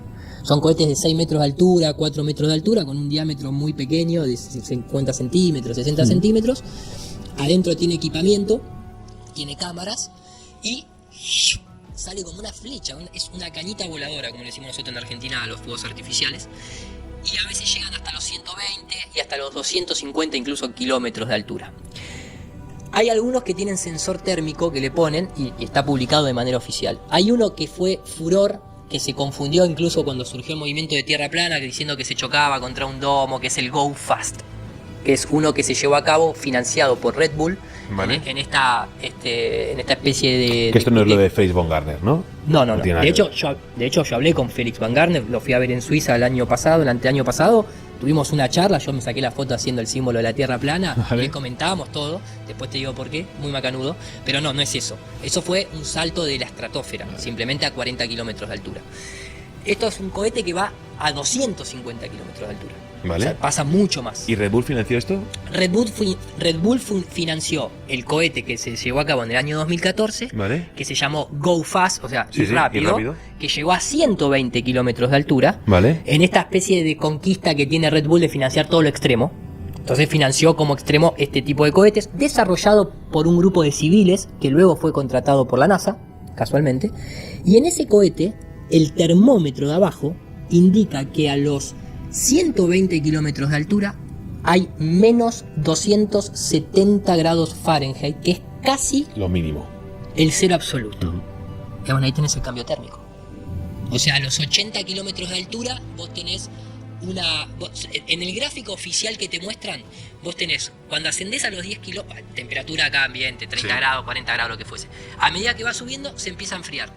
Llega a los 10 kilómetros a menos 60 grados aproximadamente. Seguís subiendo, se mantiene esa temperatura, luego de los 30, no sé si a los 50 vuelve a haber supuestamente un cambio térmico positivo, o sea, vuelve a haber otra vez calor, pero no que llegue a 40 grados, sino que se reduce a menos 20 grados, y supuestamente cuando pasás los 60 kilómetros de altura, se empieza a ir hasta lo menos 120. Te muestran en el gráfico oficial que podés encontrar hoy en Google. Este cohete no muestra 120. Este cohete muestra menos 120, menos 130, menos 140. Sí, descendiente lineal. Exactamente. Entonces, no te voy a decir que yo lo puedo comprobar, porque te repito, no hace que la forma de la Tierra sea plano esférica. Lo que es curioso es que cuando vos ves una bomba nuclear con la cantidad de energía y calor que eso genera, tirado a 83 kilómetros de altura, y que de golpe, en lugar de seguir expandiéndose hacia arriba, se empieza a expandir hacia los laterales, formando una dona de cientos de kilómetros de diámetro, algo ahí tiene que haber. Que no es físico, porque no ves algo físico, pero un cambio térmico es un cambio de densidad. Como si está el agua, está el aire y está esta capa superior de otra densidad. Iru, hay un tema que estamos hablando tú y yo ahora, digo, joder, todo lo que estamos hablando es un tema físico, ¿vale? Que decimos, al final, de física sabe un porcentaje de fórmulas matemáticas y todo esto que te enseña. No, porque te demuestro que la Tierra es esférica por fórmulas, ¿vale? Entonces, claro, ¿quién sabe de estas fórmulas? El 0.001%, ¿vale? Entonces, esto es más está bien hecha la táctica, sí. Claro, esto es más complicado y también de rebatir para todos aquí en este punto. Sí, totalmente. Pero sí que hay un tema que es más sencillo de entender, que podemos ver cuál es vuestro punto de vista, que es más psicológico, sí, metafísico o filosófico de ¿por qué? O sea, ¿por qué hay un interés ahí, supuestamente en las masas, ¿no? O en los grupos de poder, de decirnos que la Tierra es esférica, cuando vosotros realmente pensáis que la Tierra es plana, ¿vale? Mira, creo que esa pregunta es clave y de hecho te la voy a ligar con algo, como yo te comenté al principio, creo que algo que intentamos hacer de forma distinta, incluso si se quiere al habla inglesa, porque es una temática, imagínate que la NASA está en Estados Unidos y siempre ha sido cuestionada desde el hombre en la luna. Y el movimiento, si se quiere, pues yo te hacía la demarcación entre terraplanista y terraplanismo, porque ismo se refiere a un movimiento. Y si bien hay un montón de tipos de terraplanistas, lo que hay es como un hilo conductor al menos en reorientar al hombre y a la mujer en este mundo a través del por qué. Y también el para qué, lógico, ¿no? Y al menos desde el habla hispana, con la incorporación de un compañero, Rafael Currao, un sociólogo de la Universidad Nacional de La Plata, muchacho joven de 35 años, que se incorporó en el 2018 y empezó a estar más activo, empezó a hacer, desde obviamente su métier, empezó a tratar de entender el movimiento terraplanista, porque es sociólogo, obviamente, ¿no? Como si fuese un antropólogo y demás. Y entonces empezó a tener lazos conectores bastante interesantes, y en el 2022, en una conferencia que hicimos en un teatro muy conocido en Buenos Aires, para 260 personas, lo encaramos en aquel entonces desde los 4 paradigmas que se utilizan para, no voy a decir controlar, pero orientar a la sociedad, que es el paradigma científico, que hace alusión, ¿no? Político, económico Religión. y religioso. El religioso obviamente está asociado al creer, el económico al tener. Había alguien que decía, ¿no? Creo que, si no me equivoco, que dice quien controle la religión, la ciencia y la política, ¿no? El mundo. Cosimo de Medici, Vale, un papa. Sí. En la época que él estaba interesado en conocer los secretos de las tablas esmeralda y del Kybalión egipcio. Este fue el que se murió, ¿no? Con la que le querían que recetara la tabla esmeralda. Exactamente, que tenía contratado a Ficino. Vale, justo, Muy, porque después también se adaptó mucha cuestión de la cultura egipcia a la católica. Es prácticamente, no te voy a decir que es un calco, pero es casi lo mismo. Solamente que el faraón es el papa, que Isis es María, bueno, etcétera. Entonces, tenemos el paradigma de la religión es el creer. El paradigma político es el poder, la voluntad. El paradigma económico es el tener. Y el paradigma científico es justamente el de pensar, ¿no? El de la razón, el de la lógica. Desde ahí es bastante fácil, porque ellos apoyan en muchas cosas que tienen lógica y que es verdad. O sea, el terraplanismo no descarta toda la ciencia hasta el momento desarrollada. Porque cuando hablamos nuevamente de lo que es la cosmología de una tierra esférica o la cosmología de una tierra plana, no es justamente, aunque parezca y se utilicen elementos del paradigma científico, lógico, racionalista, en realidad es una cuestión que termina siendo más metafísica, porque no podemos ir a corroborar esos objetos supuestamente distantes, y porque la medida es sobre la Tierra. No vamos a mencionar porque el podcast sería muy largo, pero estamos en condiciones de hablar de las estaciones del año, de los eclipses, de Eratóstenes, de Cavendish, de Bouguer.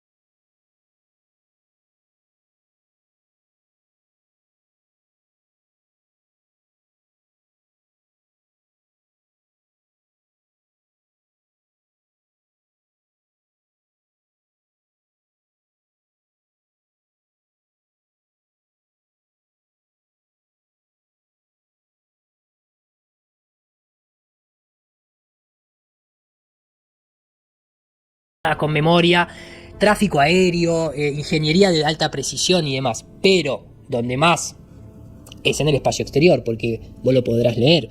Vamos a construir un telescopio para observar los 5 segundos que pasó del Big Bang, y eso va a costar un desarrollo de 15 años y va a salir 130.000 millones de dólares. Y vos decís, ¿el telescopio dónde está? Si las imágenes que sacan terminan siendo la misma que sacó supuestamente su predecesor, que era el Hubble, en lugar de James Webb. No, pero ahora tiene un poquitito más de definición. Ahora vamos a mandar un rover a Marte que solamente está configurado para avanzar 30 centímetros por día. Y después, dentro de 3 años, vamos a mandar uno que solamente avance 1,20 m por... Y mantienen una rueda de hámster chupando, y así lo hacen todas las agencias espaciales. No hay prácticamente un beneficio a la humanidad que haya venido por un desarrollo aeroespacial. En realidad, lamentablemente, mucha gente lo tiene mal conceptualizado. La mayoría, si se quiere, de comodidades modernas vienen por lo militar. No vienen por lo aeroespacial. Ni siquiera las telecomunicaciones. Primero se existió el radar. Internet en un tema de militar. Todo es militar. Lamentablemente, lo digo porque tiene consecuencias colaterales, ¿no? Sí. De lo que ya sabemos que desarrollan las guerras. Después se creó este mito, ¿no? Porque gracias al espacio vamos a poder curar enfermedades o vamos a poder desarrollar... No, es otra cosa. Entonces, en el paradigma económico, el porqué está claro. Está clarísimo. En el paradigma político, está asociado a lo económico. Por ejemplo, hoy en día nosotros tenemos que financiar gabinetes, aquí en Europa, por ejemplo, no digo como yo ciudadano europeo, pero ustedes, el gabinete del clima espacial. Y entonces ahora, ojo, porque las tormentas solares que eyectan llamaradas gigantes, tenemos que desarrollar una oficina para vigilar eso, pero tiene que ser aprobado en el Congreso y además hay que concientizar a la humanidad que en cualquier momento un meteorito nos puede destruir, entonces hay que hacer un observatorio que observe meteoritos, pero todo eso va a lo político. ¿Por qué? Porque el cambio, entre comillas, de la temperatura, uso palabras porque estamos en YouTube, como dijo el premio Nobel que lo devolvió Iván Gavier, se ha transformado en una religión y en un problema político, no en un problema científico. Estaba hablando del cambio, ya sabes, ¿no? Y así hay un montón de ejemplos. También ahí el porqué es claro. En la cuestión científica, lo charlamos creo que todo lo anterior que dijimos. Y lo más importante es en el paradigma de la creencia. Porque como hablábamos fuera del aire, como el mundo no se puede cambiar, y eso lo dice Yuval Harari en este libro de los niños, como yo no puedo cambiar el mundo, lo que puedo cambiar es la forma en la que vos ves el mundo. Y obviamente de forma indirecta eso aplica al cambio del mundo. Por eso gente emprendedora de buena leche que tiene ganas de cambiar el mundo, no lo hace cambiando el mundo. Vos no invertís para cambiar el mundo, vos invertís para cambiar la gente, para que le cambie la visión del mundo y eso termine esparciendo el cambio. Siempre lo que se hace son cambios sociales que terminan cambiando el mundo de alguna manera. Pero no vas directo al objeto mundo, porque el objeto mundo le pertenece a otro creador, si se quiere. Nosotros lo podemos intervenir de alguna manera. Entonces, en el paradigma del creer, el porqué es muy claro. Lo dijo Sigmund Freud. Si uno busca hoy en día, ¿cuáles son las 3 heridas, así literal esto, las 3 heridas de la psique según Sigmund Freud? La psique, recordemos que... El alma, ¿no? Claro, del griego es el alma, no es la mente, es el alma. Y el alma representa, no esta cuestión del alma que flota, no, el alma representa el cuerpo de las emociones. Por eso el diablo quiere tu alma. ¿Y cómo te compra el alma? Con las emociones, el dinero, sexo, las mujeres, claro. El sexo, esto, la droga, el éxito, eso va al alma. Eso te cambia la emoción, simplemente. Entonces la simbología es esa, el mito de comprar el alma en realidad es eso. Entonces, los tipos como Freud, que recordemos que su sobrino fue Bernier, que fue el que manejó el marketing de toda la época posguerra, desde fumar hace bien hasta comamos tocino en el desayuno, y creó el libro Propaganda, para orientar a la gente a nivel político. Estamos hablando del sobrino de Sigmund Freud, que falleció ahí finales creo que de la década del 80, o sea, no, del 70, no es que, viste, sí. Estamos hablando de 3 siglos atrás. Su tío, Sigmund Freud, dijo que la herida más profunda para desvalorizar a un ser humano, y así la nombró, fue la doctrina copernicana. ¿Por qué? Porque le quitó al hombre y a la mujer el centro, la orientación, le arrancó de los pies el hecho de sentirse en tierra firme, como gritaban los piratas cuando veían tierra, no estaban diciendo ¡tierra que gira!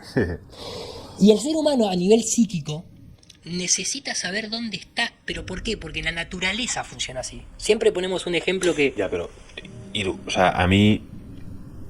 ¿Qué me importa estar en una tierra plana o en una tierra esférica? O sea, ¿qué cambia mi día a día? Yo sigo... Ahí yo te cambio O sea, no es una cosa que todos los días me diga, joder, estoy en la sierra. Claro, ¿por qué? Porque ahí tenés que hacerla... Volvemos a lo mismo. La pregunta no es qué me cambia a mí en ese contexto.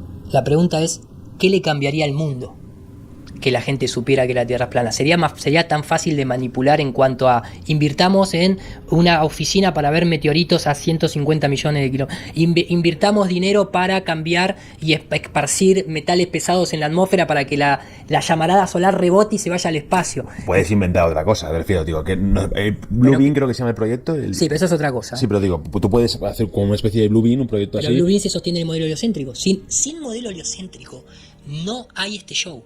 Antes lo sostenía la religión. Por eso no es casualidad que la misma gente que montó para controlar a las sociedades inventó la religión que se basa en la creencia. Porque como nosotros, mira, esto lo dice Yuval Harari también, como nosotros somos seres creadores, viste que Yuval Harari usa el ejemplo que dice: nunca vas a convencer a un grupo de chimpancés de por un valor altruista levantar una catedral, por algo que no es material. ¿Por qué? Por el honor. Vamos a levantar una catedral, vamos a ir a dar nuestra vida en una guerra por el honor. No podés, porque eso es una concepción de este cuerpo biológico y de este nivel de conciencia. No lo entiende otra especie, lo entendemos nosotros. Entonces, al ser humano no se lo manipula desde la materia simplemente, se lo manipula desde las creencias. Los sistemas más fuertes son la creencia. Un jugador de fútbol hoy en día tiene un deportólogo y un psicólogo deportista porque le tiene que convencer que es el mejor, aunque no lo sea.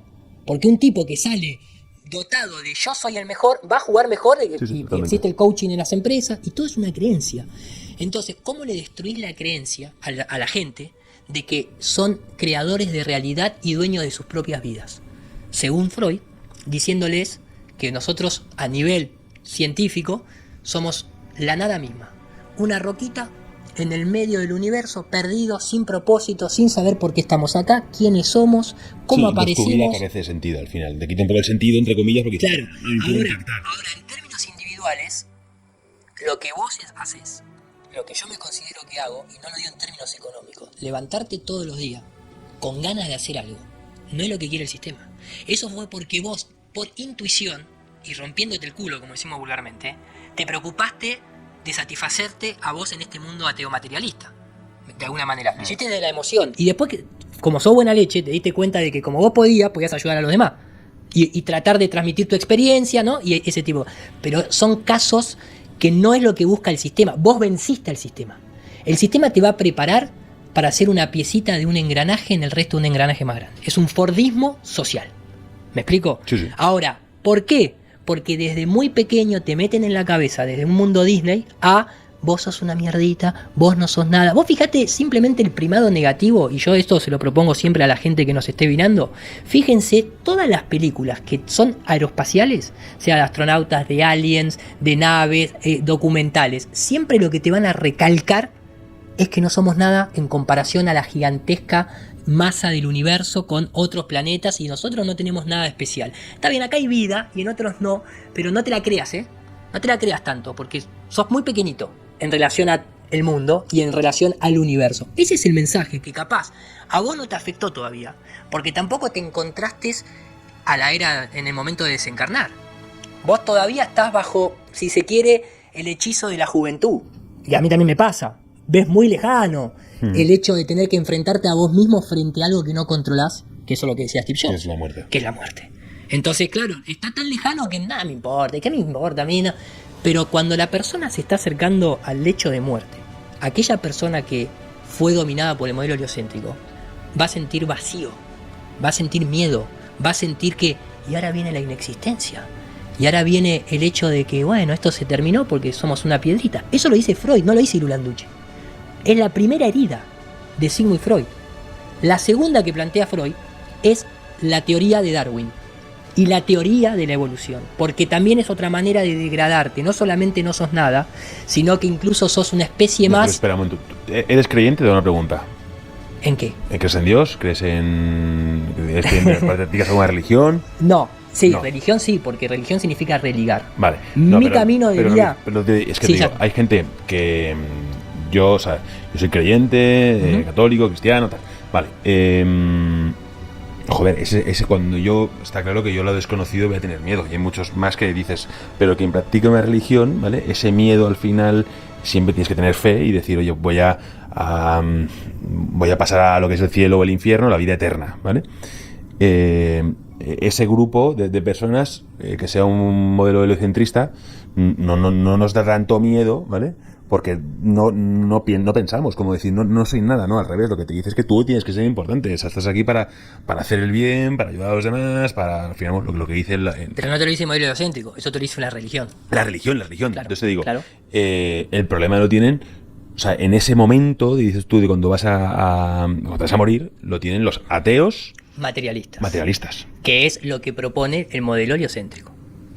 Te repito, mira, es tan poderoso el tema de la creencia que los extremistas se suicidan pensando en que está todo bien. Yo me voy a entregar mi vida y me involo, me choco, me hago hombre bomba porque o sea, la creencia funciona para ese lado.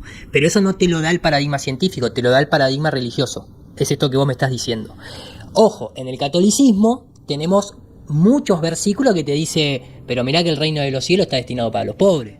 El rico no entra al reino de los cielos. Esto está escrito en la Biblia. Sí. Antes pasará un camello por el ojo una aguja con un rico en el reino de los cielos. Bueno, y también en Romanos 12, me parece que te dice, mirá que los gobernantes están elegidos por Dios, por lo tanto vos tenés que hacerle caso a los gobernantes, no te vas a quejar de los gobernantes. Por eso te decía, la religión en este momento está siendo reemplazada por esta ciencia o pseudociencia, que no deja de ser una creencia porque ninguno tiene una experiencia esférica ni giratoria, sigue siendo una creencia en algo solamente que, como hoy vivimos con tecnología y con un avión vamos arriba de las nubes y ya la Capilla Sixtina no te la crees porque vos ya sabés que arriba de las nubes no está ese Dios. Entonces lo alejaron y ahora Dios está incluso antes del Big Bang. Ese Dios, cuando vos me preguntás si yo soy creyente, yo fui bautizado.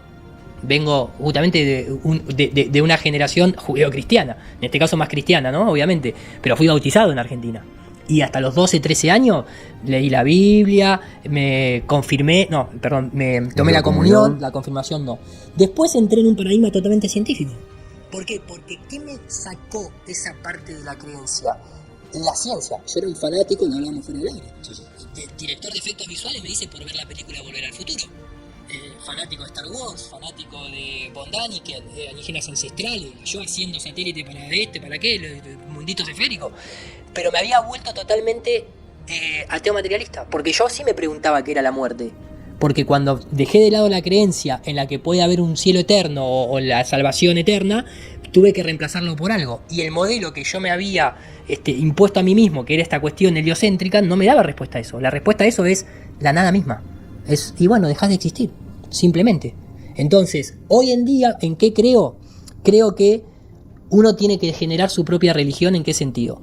La palabra religión, así como definimos la palabra planeta, religión es religar.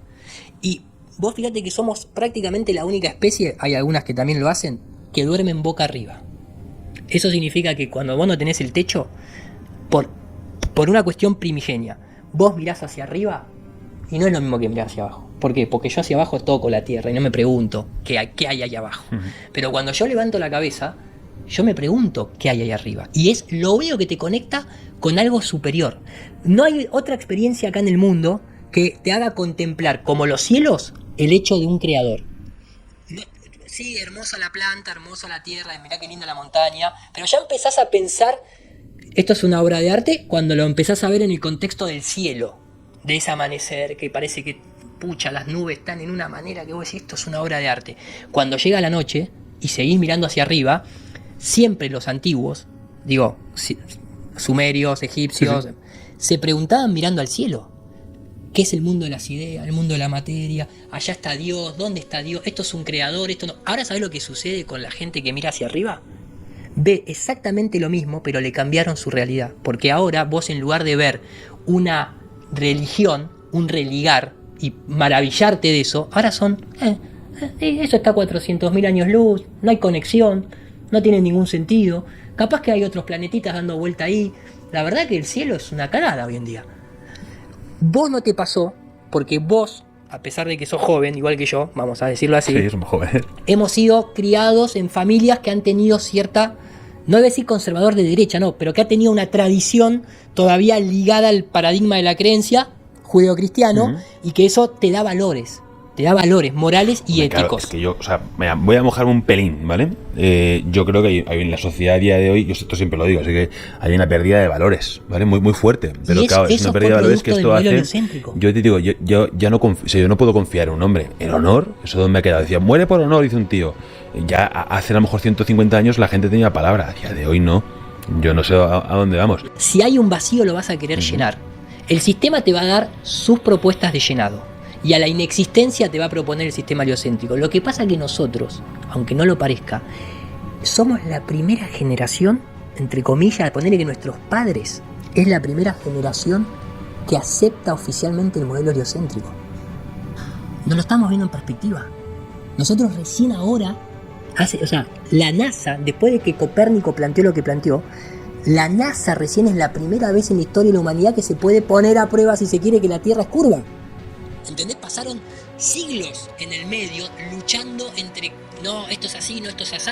Hubo peleas que tuvieron que ser resueltas por la curvatura del tiempo y el espacio. El propio Edwin Hubble. Hay una cita de Edwin Hubble que yo te lo voy a pasar para que la pongas en pantalla, que básicamente lo que dice es, vamos a aceptar, o sea, todo lo que nosotros observamos nos dice que la Tierra es el centro del universo, dice Edwin Hubble.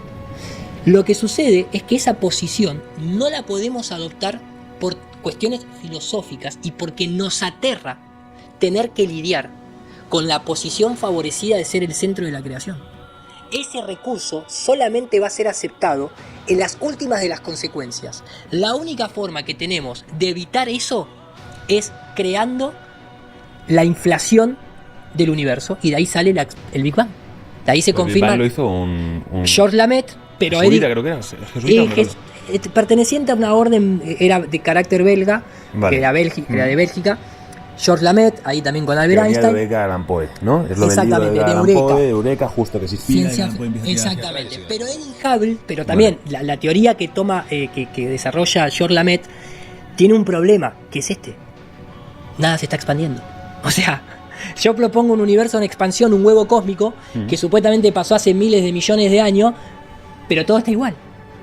Entonces no tengo manera de demostrar que se está expandiendo. Entonces ahí entra Hubble, el inglés Hubble, el que hoy está el telescopio supuestamente Hubble, y dice, la única forma, o sea, sí es verdad, somos el centro, no tenemos otra chance. De hecho el supuesto fondo de radiación cósmica termina mostrando que estamos en el centro de un huevo homogéneo.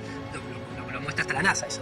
Pero a lo que voy es, Edwin Hubble dice, como esa posición es aterradora, ¿por qué? ¿Y por qué es aterradora? Porque implica una responsabilidad de que nosotros fuimos creados para estar, entre comillas, si se quiere, para balancear el mundo en el que vivimos, no para que haya este tipo de maldad, este tipo de como vos decís, de cultura o de sociedad fuera de valores de cualquier tipo. ¿Por qué? Porque no hay mañana. Porque mañana te morís y se termina todo.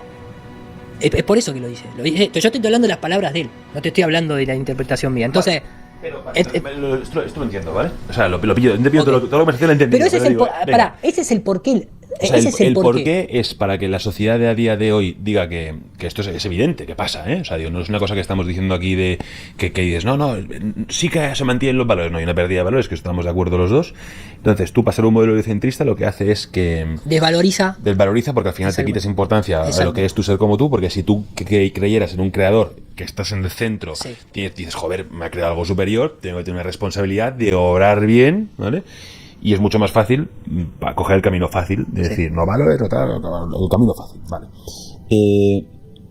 Pero esto, joder, ¿por qué? ¿Por qué el que está arriba va a querer hacer una pérdida de valores, una pérdida de que la sociedad no tenga una responsabilidad? O sea, joder, funcionaríamos mucho mejor, ¿no? Si tuviéramos responsabilidad. ¿El sistema quiere que vos funcione mejor?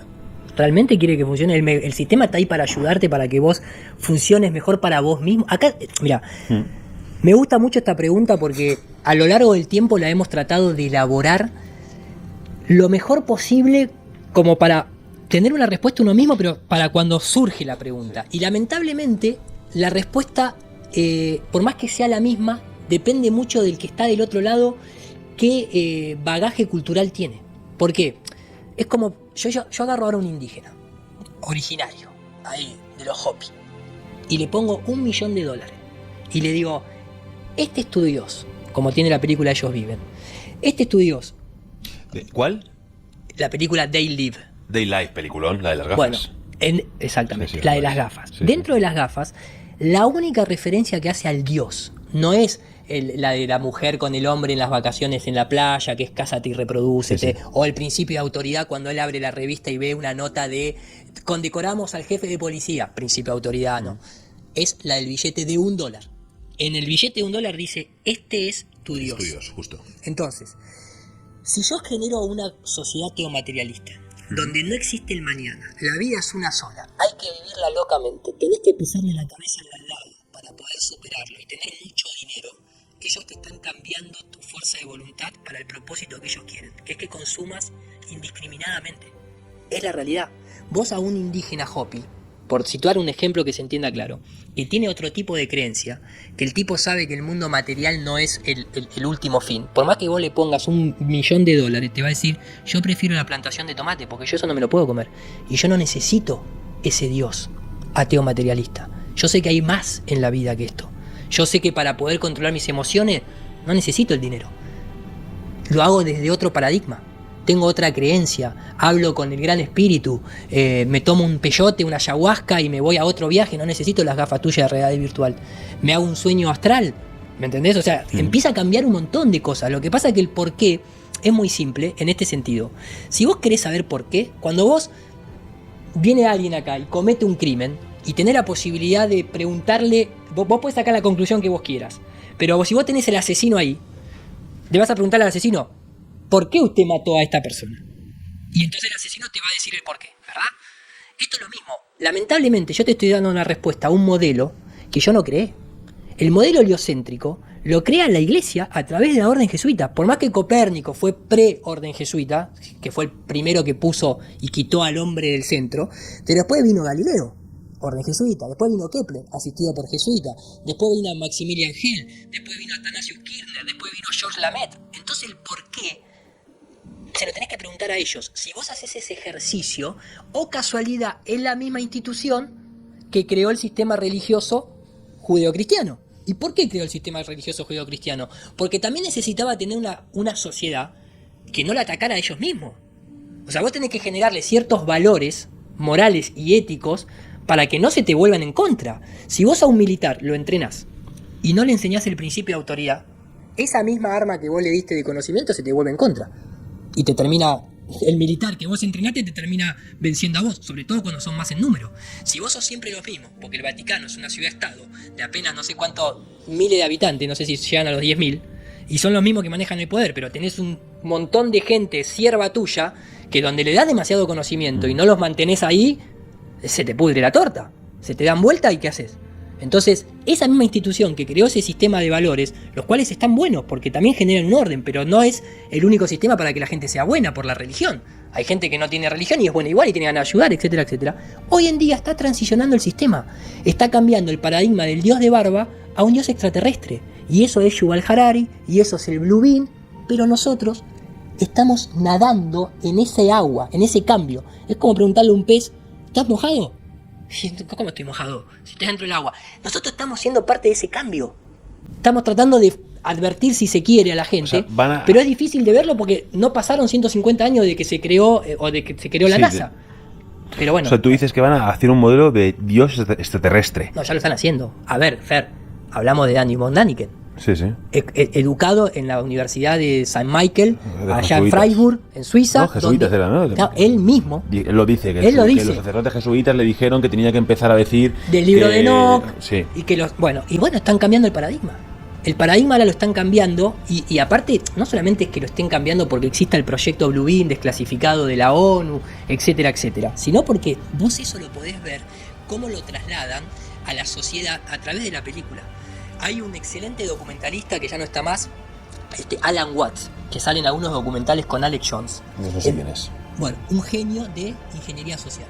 Un tipo que se dedicó a estudiar la ingeniería social. Hoy, gente como los que nos están viendo seguramente, le propongo que lo busquen, pero gente como vos que fue más curiosa, empezó a enterarse que existe el Instituto Tavistock en Inglaterra, que viene de la mano de todas estas cuestiones de cómo manipular psicológicamente al hombre.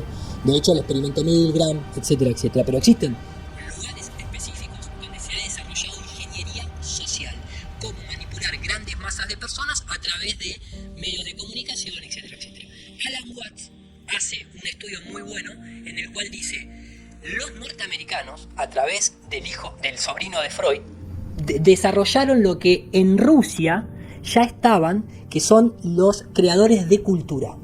Eran personas que se dedicaban específicamente a escribir redacciones en artículos de revistas, de prensa, de noticieros, para al mismo tiempo, canalizados, porque elegís un canal de televisión, vas a ser programado en masa. Entonces, eso lo trasladaron al sistema norteamericano y obviamente hoy nosotros estamos sufriéndolo a nivel, lógicamente, occidental. O sea, a nivel ya mundial estamos sobresaturados de mensaje, pero siempre es el mismo leitmotiv. Y ese, hoy en día, el espacio exterior, se relaciona con que todo lo que antes lo hacía ese Dios, si se quiere, institucionalizado, hoy lo hacen los extraterrestres, las pirámides, los extraterrestres. El asado argentino, seguramente está tan bueno que es extraterrestre. No, extraterrestre. Y todo es extraterrestre. Bueno, ahí tenés una tendencia. Tenés desde un Yuval Harari hasta un Von Daniken, hasta la serie más vista de alienígenas en televisión, Alienígenas Ancestrales, que creo que ustedes lo llaman antiguos astronautas. Sí, que ese es de Eric Von Daniken también, ¿o no? Sí. Entonces, todo está orientado a que el ser humano le termine dando su poder, en lugar de a ese Dios institucionalizado, a un bichito que viene desde afuera. Siempre está todo afuera y siempre el mensaje viene desde arriba.